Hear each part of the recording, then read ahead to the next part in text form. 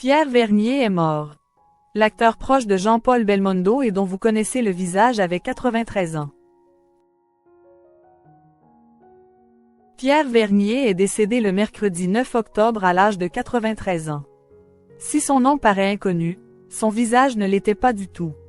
Closer vous en dit plus.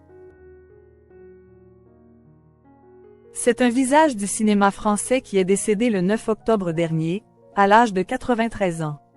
Il s'agit de Pierre Vernier, un des derniers de la bande du Conservatoire d'art dramatique. Si son nom ne vous dit rien, son visage vous est familier. Il faisait partie de la promotion 1954 du Conservatoire, aux côtés de Jean-Paul Belmondo, Jean Rochefort, Jean-Pierre Marielle, Françoise Fabian ou encore Bruno Crémé. C'est en 1959 qu'il fait ses débuts au cinéma dans Rue des Prairies avec Jean Gabin. Il n'a jamais arrêté par la suite.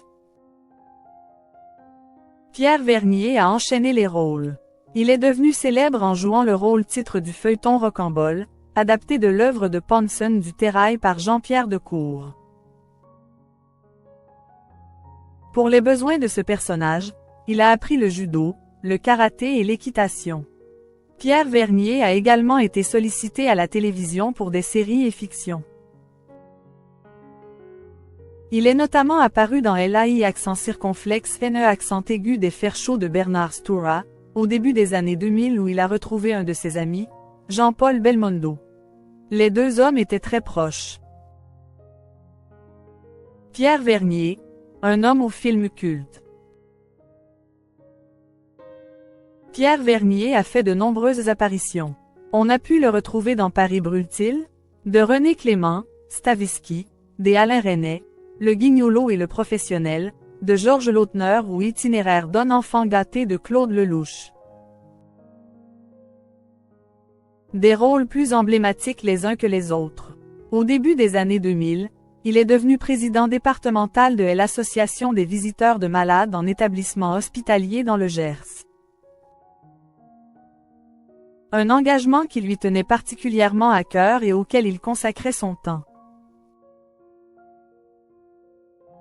Dans les années 2000, Pierre Vernier a enchaîné les succès. François Ozon lui a confié un rôle dans son film Sous le sable. On a pu le retrouver dans le téléfilm Adieu de Gaulle en 2008 et il a incarné le général. Cela lui a permis d'être récompensé comme meilleur acteur au Festival de Luchon et de Monaco. En 2016, Pierre Vernier obtient une seconde récompense puisqu'il est fait officier de l'Ordre des Arts et Lettres et chevalier de l'Ordre national du Mérite. Des décisions qui mettent en avant son immense talent. Pierre Vernier et Jean-Paul Belmondo, deux amis de longue date. C'est au Conservatoire d'art dramatique que Pierre Vernier va faire la rencontre de celui que l'on appelle Bébel.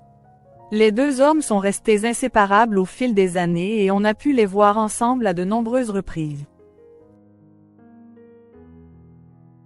Je me souviens être monté sur scène avec Jean-Paul Belmondo qui, après un deuil familial cruel, a continué le spectacle.